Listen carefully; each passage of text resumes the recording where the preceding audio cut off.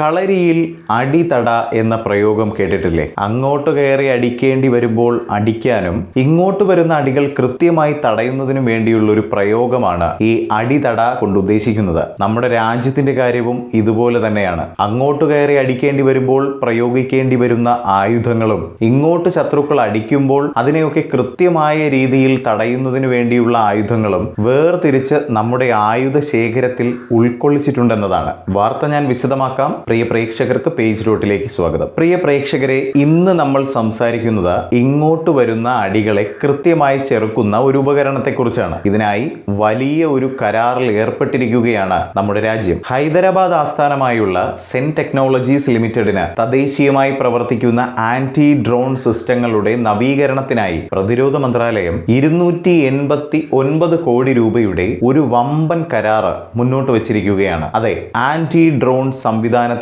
നവീകരണത്തിനായി രാജ്യം മുമ്പോട്ട് കൊണ്ടുവന്നിരിക്കുന്നത്. ഓപ്പറേഷൻ സിന്ദൂറിന്റെയും മറ്റ് ഫ്രണ്ട് ലൈൻ ദൗത്യങ്ങളുടെയും അനുഭവത്തിന്റെ അടിസ്ഥാനത്തിലാണ് ഈ നവീകരണങ്ങൾ ഇപ്പോൾ രാജ്യം നടത്താനൊരുങ്ങുന്നത്. ഇനി എന്തിനാണ് ഇവ നവീകരിക്കുന്നതെന്ന് നോക്കാം. ഫിക്സഡ് വിങ് റോട്ടറി ടൈപ്പ് ശത്രുതാപരമായ ഡ്രോണുകൾക്കെതിരെ കണ്ടെത്തൽ, ട്രാക്കിംഗ്, അതുപോലെ തന്നെ തിരിച്ചറിയൽ, ന്യൂട്രലൈസേഷൻ കഴിവുകൾ എന്നിവ ശക്തിപ്പെടുത്തുന്നതിനാണ് സെൻസിന്റെ നവീകരിച്ച സംവിധാനങ്ങൾ രൂപകൽപ്പന ചെയ്തിരിക്കുന്നത്. Radar sensitivity, electronic warfare detection range, thermal imaging fidelity, radio frequency ജാമിങ്ങിനായി ഉപയോഗിക്കുന്ന സോഫ്റ്റ്വെയർ കിൽ അൽഗോരിതങ്ങൾ എന്നിവയിലെ പരിഷ്കരണങ്ങൾ ആധുനികവൽക്കരണത്തിൽ ഉൾപ്പെടുത്തുന്നു എന്നതാണ്. വിദേശ വംശജരായ കൊമേഴ്സ്യൽ ഓഫ് ദി ഷെൽഫ് പ്ലാറ്റ്ഫോമുകളിൽ ദ്രുത ഹാർഡ്വെയർ അല്ലെങ്കിൽ ഫേംവെയർ പുനഃക്രമീകരണം ഘടനാപരമായ വെല്ലുവിളിയാണെന്ന് MODയുടെ വിലയിരുത്തലുണ്ട്. കാരണം അത്തരം സംവിധാനങ്ങൾ പ്രൊപ്രൈറ്ററി ആർക്കിടെക്ചറുകളുടെ ബാഹ്യ വെൻഡർ പിന്തുണയെയും ആശ്രയിച്ചിരിക്കുന്നു എന്നതാണ് പറയപ്പെടുന്നത്. വിപരീതമായി സെൻസിന്റെ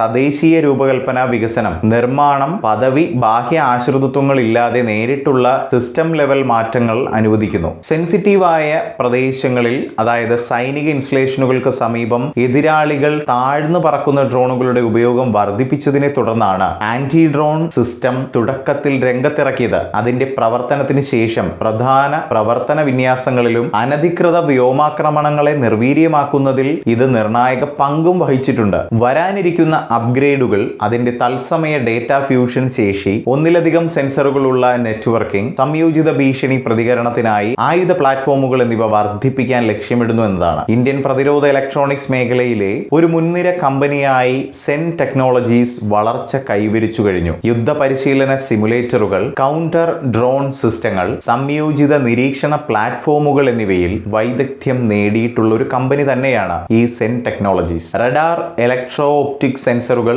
ഇലക്ട്രോണിക് പ്രതിരോധ നടപടികൾ എന്നിവയുൾപ്പെടെയുള്ള കോർ സിസ്റ്റങ്ങൾ തദ്ദേശീയമായി രൂപകൽപ്പന ചെയ്ത് നിർമ്മിക്കാനുള്ള രാജ്യത്തിന്റെ കഴിവ് നമുക്ക് കാണാതിരിക്കാനും കഴിയില്ല. സായുധ സേനകൾ ആളില്ലാ വ്യോമാക്രമണത്തിന്റെ നൂതന രൂപങ്ങൾ നേരിടുമ്പോൾ സെൻസിന്റെ നവീകരിച്ച ADS പോലെയുള്ള സംവിധാനങ്ങൾ ഇന്ത്യയുടെ കൗണ്ടർ ഡ്രോൺ ഗ്രിഡിന്റെ നട്ടലായി മാറും. നാളത്തെ വ്യോമ വെല്ലുവിളികൾക്കെതിരെ ദ്രുതവും തദ്ദേശീയവും ഫീൽഡ് കസ്റ്റമൈസ് ചെയ്യാവുന്നതുമായ സംരക്ഷണം ഇവ ഉറപ്പുതരും എന്നതിൽ യാതൊരുവിധ സംശയവും വേണ്ട.